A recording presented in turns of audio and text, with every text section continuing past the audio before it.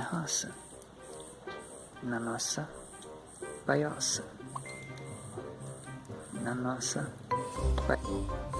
na nossa baioça.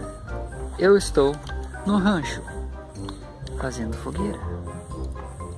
Aqui no sertão é o que tem para fazer. Nessa escuridão eu vou balançando o meu pé. Ai, ai, ai, ai, ai. Olha para vocês verem essa bota do Bear Grylls.